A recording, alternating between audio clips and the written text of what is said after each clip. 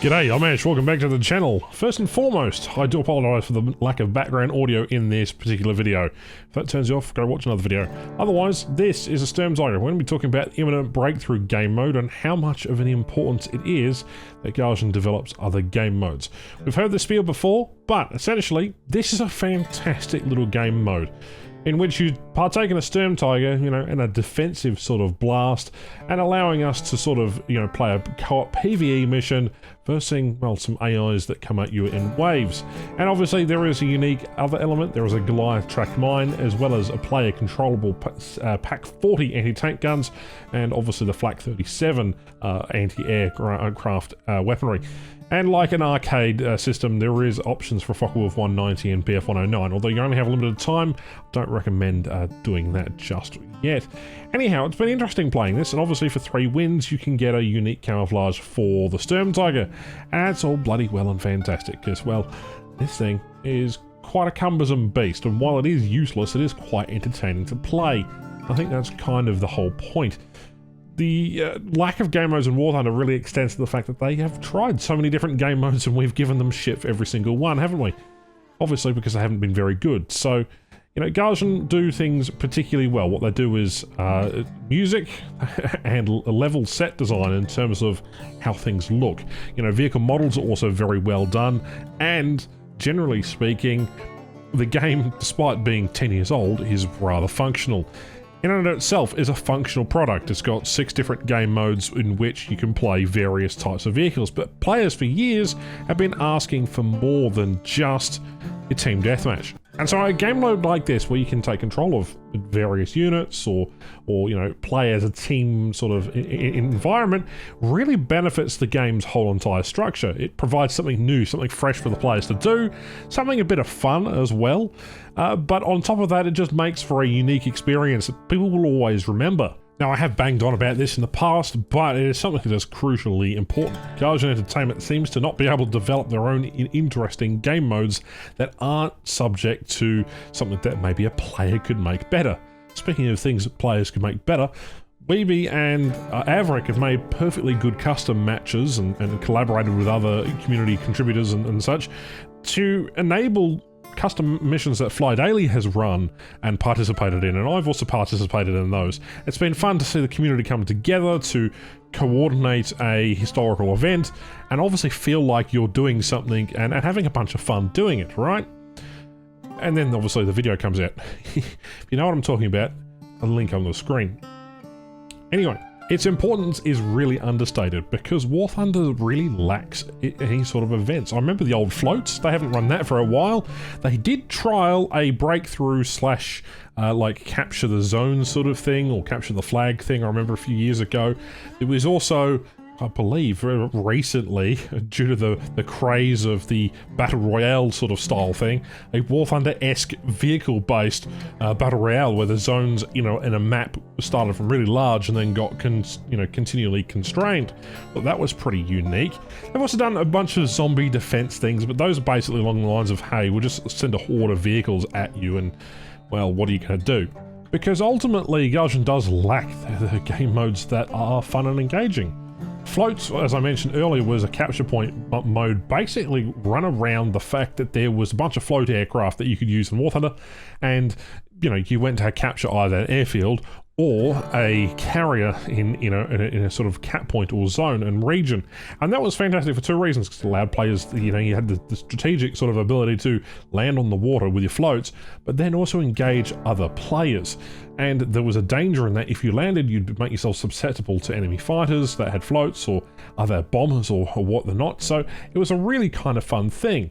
Fly Daily back in the day has also done, I hate to mention him again, but he back in the day he did stuff with jingles. For example, it was bomber versus bomber gameplay, or biplanes versus bombers. The old guys on YouTube in 2015, if you remember that kind of era, there's all of that kind of thing that has been going on for years as well. So, the community isn't exactly a lack of resources. It's more just there isn't as much available to them, and if Gaijin makes more things available to people, which they have through the CDK, and they do have a mission editor and such, people really would probably like to play other things with other people.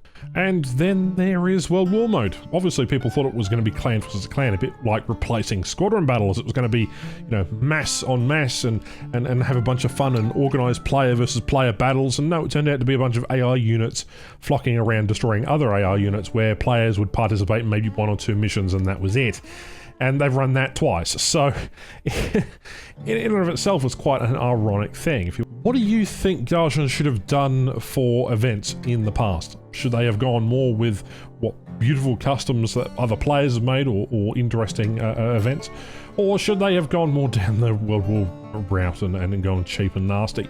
So it's a bit of a thing. This game's got incredibly a good amount of potential, and yet here it is, you know, being a bit of a nuisance in the end.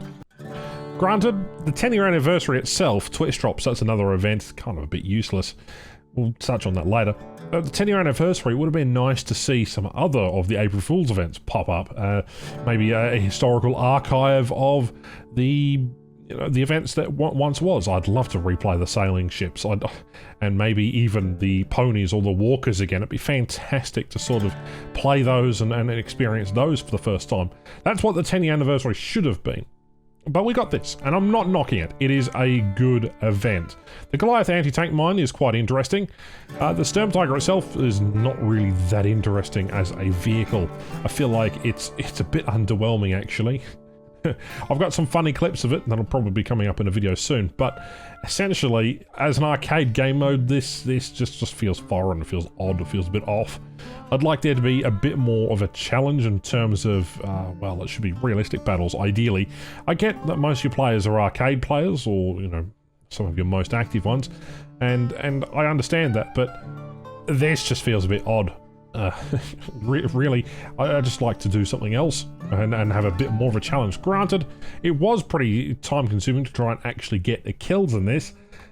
Winning this is incredibly difficult because you have to kill all the vehicles, but it's also good fun. So, you know, take it with what you will. If you like controlling Pack 40s and you love using anti-air vehicles to try and shoot down P-38s, particularly that's quite useful. And obviously you've also got the Sturmtiger and the Goliath anti-tank mine, track mine, sorry. And yeah, look, I can't bash it. This is perfectly okay. It'd be nice to earn some rewards on top of this for playing it. You don't really get much. In fact, you still have to pay repair costs, I think. And there are instances where your tank will just randomly spin around even though you haven't really done much. So there is that. Other things to keep in mind is that, well, War Thunder is 10 years old. There should have been a better event than this. I ain't complaining. Seems like the devs spent a lot of time on this and rushed this game mode and then the update, and then, well, they made $5 or $6 million during, or even more, during the sales, and it's like, thank you for all your money. I really appreciate it. There you go. Thank you. So, with you know, with that, you guys spent a lot of money on my 3% decal. What can I say? Obviously there's enduring confrontation, although they don't seem to like that very much. And World War mode was kind of a bit of a failed thing that didn't really go anywhere. What else do we have? World War II Chronicles was a event-based sort of, you earned tasks playing World War II game mode, and that in itself was a bit like World War, but not World War mode. It was very, very strange and very similar in the regards that you didn't have to move AI units around, but the prefab unit map spawns and just the way that they utilized assets was a bit strange. There was a bunch of other events I remember in the past that they tried out. Remember, like Breakthrough, they tried that in the main matchmaker, where you have to go and capture a certain flag or a certain point, and then the map would get larger, or, you know, the enemy spawn would go one place further and whatever, and people didn't tend to like that too much. There was also in the early days a early capture point, but that wasn't really an event. It was an extra cap point that appeared on the map, and if you went and capped it, the enemy's tickets lost a large number of tickets early in the match. It's like the forbidden D point, right? Anyway, what am I saying? I'm rambling on just a little bit. This event is good fun if you like participating in using Goliath mines and long reloads with a Sturmtiger and quick reloads with the Pack 40 and just blowing up things. That's essentially what it is. It's an explosion fever, and if you like that kind of thing, fantastic. This is incredibly well done. Despite it being rather simple in premise, War Thunder needs more game modes, and this is exactly what I'd put into War Thunder on a regular basis. had I been put as creative director or some sort of person in charge?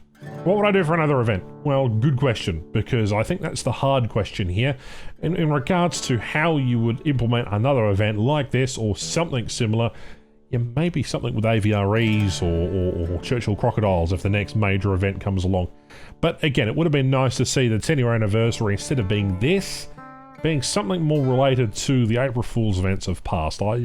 I really wish that I could have gone back and been able to play some of those events that I missed early on. For example, the ponies. I missed that by a couple of days. So, you know, stuff like that. So what do you think in the comments down below? Let me know. Am I making sense? Because I'm waffling awfully a lot. I do apologise. It is almost midnight here in Australia. I've been working flat out non-stop. And Twitch drops, don't get me started on that one. What an absolute, complete and utter failure that is. 6 items for 11 days, and they're not even worth, you know, talking about. A couple of neon decorators and a couple of boosters for 11 days? And then like 4 top-tier camouflages for vehicles that probably nobody has? Outside of maybe the content creators and a few other dedicated people? Crazy. Absolutely crazy. You couldn't have designed a 10th anniversary worse. You know, you brought back the mouse, fair enough, that's something standard you always do. You brought back the bloody, the Herman the German Sherman and the early T-34, the Lamp T-34, and that was gone within, you know, an hour or so of most people's, you know, realising that that was a sale. And you brought those back before, that isn't exactly unique. And then you brought back 10 vehicles which are minorly rare, they're not really that interesting at all. So in and of itself is quite, I guess, a boring dilemma. Unless you wanted the TB3 or maybe the LAG or DB7, which in that case is quite useful, or the XF5F for example. Or is it X? I can't remember. XP50 I think is what it is. But for most of us collectors, there wasn't really much else for us to do aside from do the Sturmtiger event. It would have been nice to see some other unique things pop up or some other unique events, but, you know, for what it is, this game mode is perfectly fine. There is nothing wrong with it. It is entertaining, and I guess that's the main takeaway from this particular video today. I know I ramble a little bit, but, you know, I got to take in all aspects of the whole entire sort of thought process here. It isn't just, hey, fuck you, Gaijin. It's a bit deeper than that, because video game design is incredibly important to the longevity of a community.